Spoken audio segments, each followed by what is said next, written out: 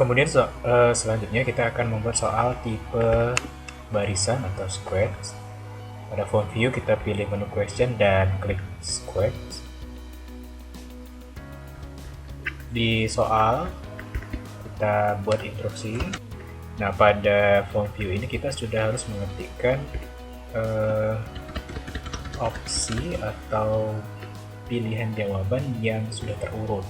Kita juga bisa menyusun pembuat susunan ini berupa gambar. Jadi kita tambahkan gambar di sini saja, atau bisa menggunakan kalimat juga di sini. Yang pasti di sini harus menunjukkan urutan dari kunci jawaban yang kita buat, ya. Kemudian di bagian set optionnya ini kita checklist partial correct answer-nya. Jadi kalau misalnya satu susunannya yang salah, itu masih diberi penilaian. Tapi kalau tidak kita centang ini, maka satu saja salah, maka soal ini dianggap salah dijawab karena susunannya tidak sesuai urutan tahun pemilihan. Jadi ini boleh di checklist. Jadi kalau ada salah satu saja susunannya itu tidak merugikan siswa.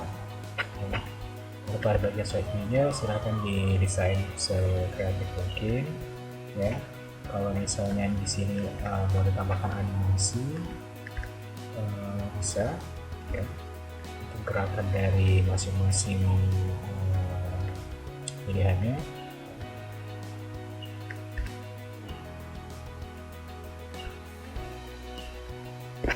Kemudian backgroundnya boleh dibuat, atau kalau tidak mau sobat background bisa menggunakan tema yang disediakan di iSpring.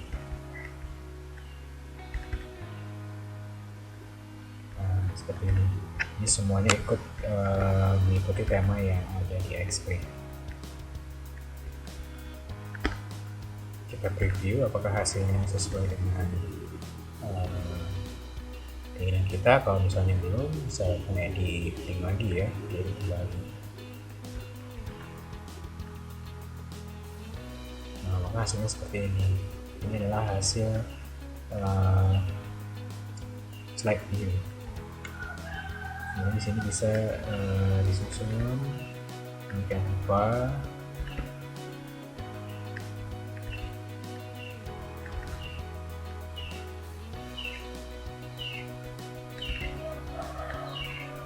Nah, misalnya seperti ini, ya.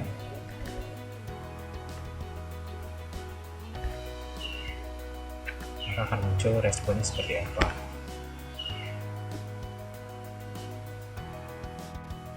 Kemudian bagaimana cara membuat soal tipe menjodohkan?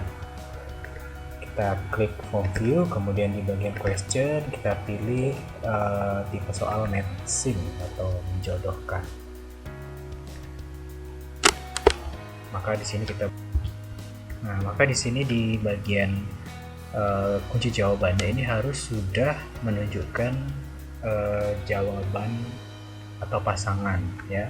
Kita bisa menggunakan kata atau bisa menggunakan gambar dan seterusnya. Kalau ingin menambahkan item bisa klik di bawahnya, ya. Kemudian di sini kita klik, jawabannya bisa diacak, ya.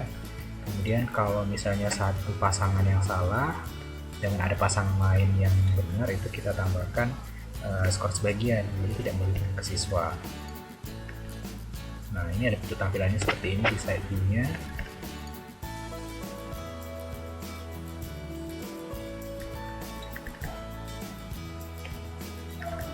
Bisa kita atur dan bisa ditambahkan. Selanjutnya, bagaimana cara membuat soal tipe fill in the blanks atau mengisi bagian yang rumpang. Biasanya soal ini sering kita temui di pelajaran bahasa Indonesia atau bahasa Inggris, tapi untuk mata pelajaran tidak menutup kemungkinan, ya, untuk mata pelajaran lain kita buat soal yang seperti itu. Kita buat instruksinya terlebih dahulu. Misalnya di sini grafnya kita buat di sini, ya. Misalnya ibu kota Sumatera Selatan adalah, nah, maka bagian blanknya ini harus kita isikan kunci jawabannya, ya. Misalnya di sini Palembang. Nah, kemudian kalau misalnya siswa menjawab sesuai dengan kaidah bahasa, misalnya sesuai dengan pedoman umum ejaan. Ini kan huruf kecil semua. Kalau misalnya dia menjawab dengan huruf besar semua, kita tambahkan di bawah di sini P-nya besar. Palembang. Ini adalah jawaban-jawaban yang diterima, atau huruf besar semua, kita kapital semua. Palembang dan seterusnya. Nah, dilanjutkan. Kita tambahkan blanknya di sini, insert blank untuk jawaban yang selanjutnya.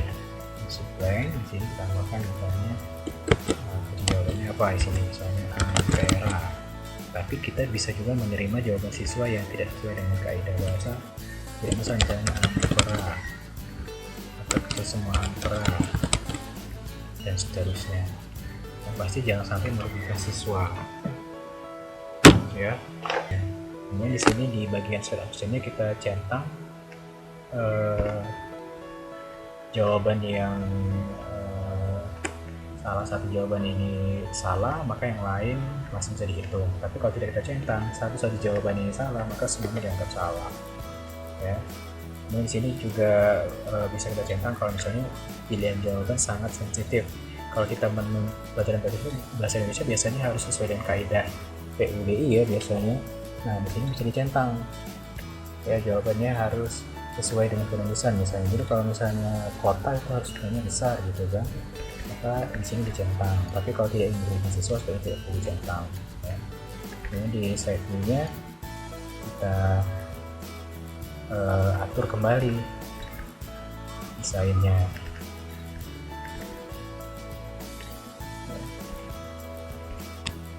Selanjutnya, bagaimana cara membuat soal dengan tipe select from list atau memilih dari daftar yang disediakan. Nah, kita pilih select from list. Di bagian kolom soalnya petunjuknya kita buat di sini. Ibu kota Jawa Barat adalah. Nah, kita buat di sini. Jawabannya kita tuliskan di sini. Maka untuk opsi yang lain yang jawabannya tidak yang mengecohnya ya, bukan jawabannya, misalnya kita tambahkan di sini harus konsisten. Kalau misalnya kita buat 3, nanti untuk selanjutnya juga dibuat 3 pilihan ya. Lalu kita buat Surabaya dan tambahkan pilihan jawaban di sini banyak.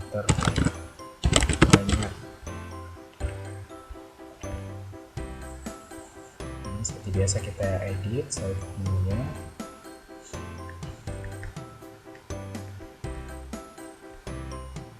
Dan ngecek seperti apa nanti hasilnya, apakah sesuai dengan kriteria pembuatan soal atau tidak ya. Bisa dia kembali kalau misalnya tidak salah. Misalnya sini saya jawab Semarang ya. Selanjutnya, bagaimana cara membuat soal dengan tipe drag the words atau tarik kata atau seret kata ke dalam paragraf ya. Maka di sini instruksinya adalah drag. Di sini kita ketikkan soalnya dulu ya, misalnya relasi merupakan apa misalnya. Di sini kita buat hubungan asal atau yang disebut.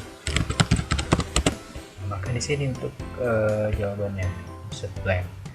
Saya tuliskan kunci jawabannya. Domain. Di sini juga centang saja pada jawaban yang parsial atau sebagian. Jadi kalau ada salah satu saja yang salah, maka bisa nilainya tidak disalahkan seluruhnya, tapi bisa mendapatkan sebagian ya. Maka hasil tampilannya seperti ini. Nanti siswa akan menarik dan meletakkan pada kolom yang disediakan ya.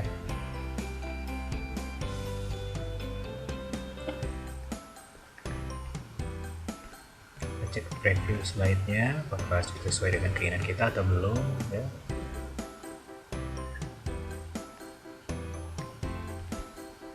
Bisa ditarik dan tempel ya, tarik tempel.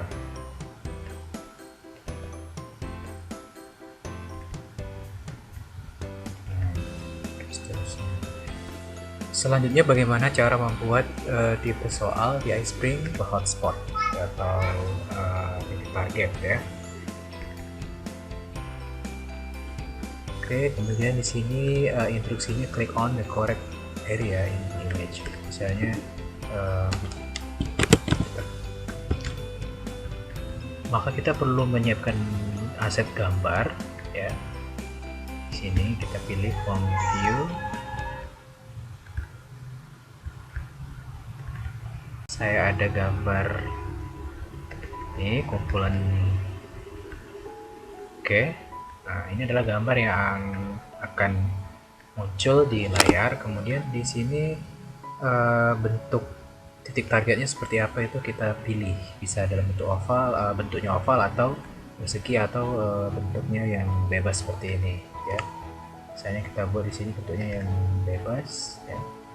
Kemudian di bagian picture yang di sini kita pilih titik targetnya. Misalnya di sini karena kerucut saya pilih berarti di sekitar sini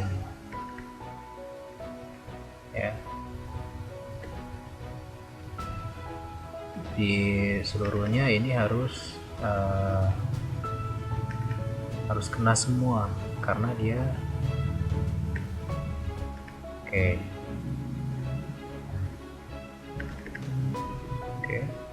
Maka ketika menekan gambar kerucut, semua daerah kerucut ini adalah jawaban dari titik targetnya ya. Coba kita cek di slide view teman-temannya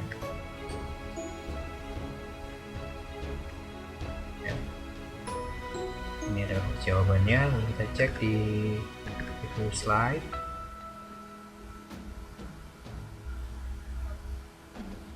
Nah, maka kunci jawabannya tidak muncul di sini ya. Jadi pilih dengan cara menekan gambar kerucut ya. Kita klik misalnya daerah sini. Nah, maka seluruh daerah kerucut ini akan merupakan titik target yang dibuat ya. Benar. Selanjutnya bagaimana cara membuat soal tipe drag and drop ya. Tipe soal ini adalah tipe soal dengan menarik dan meletakkan.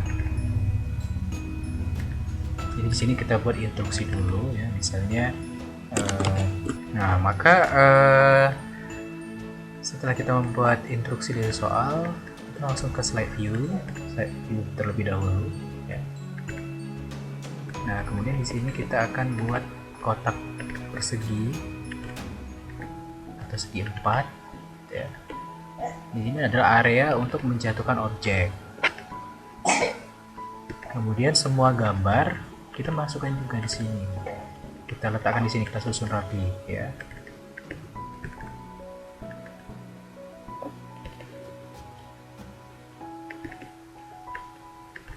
Misalnya kita buat di sini sebanyak-banyaknya gambar kita buat.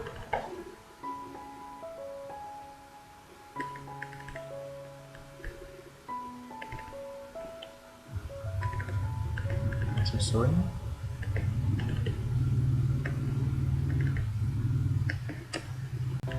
Nah, setelah selesai kita memasukkan semua gambar ke sini, kita kembali lagi ke full view untuk membuat kunci jawaban. Misalnya di sini kita akan pilih item apa saja yang akan ditarik. Misalnya di sini yang termasuk makhluk hidup adalah gambar 3. Maka kita pasangkan di sini targetnya adalah segi 4 ya. Terus kemudian gambar 4 jadi sama ya, rectangle atau segi 4. Kemudian lagi di sini ada set 5, coba di sini rectangle. Kemudian untuk jawaban yang tidak sesuai dengan kunci jawaban, sebaiknya tidak perlu dibuat pasangan di sini ya. Oke, di sini kita kosongkan atau no names ya. Kemudian targetnya ya, apakah acak, apakah berada di tengah atau berada di sekitar kotak yang disediakan ya. Silakan diekspor sendiri ya Bapak Ibu ya, seperti apa nanti jadinya.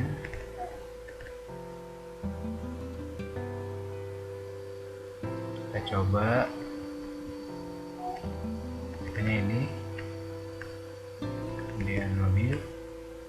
Nah, karena dia bukan jawabannya, maka ini tidak akan mau ditarik karena dia bukan kriteria dari makhluk hidup. Dan pohon dia akan tertimpa dari satu. Kita checklist tertutup dari satu tadi ya. Ini juga kita tarik misalnya, tidak akan mau karena ini bukan jawabannya ya. Nah, selanjutnya kita akan buat soal dengan tipe skala Likert atau Likert scale. Ya, biasanya soal ini digunakan untuk evaluasi non tes ya. Misalnya di sini nyatakan setuju pernyataan pertama dari yang dijelaskan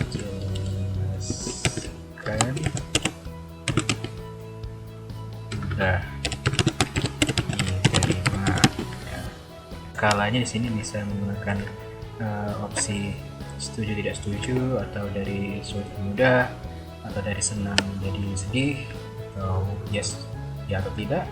Bisa juga luar biasa, atau kita bisa ubah bahasa bahasa Indonesia, kita ubah di sini.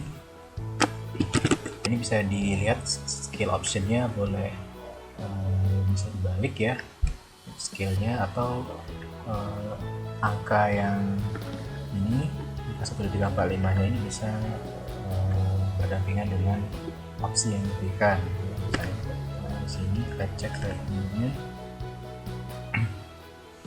maka tampilannya akan seperti ini ya.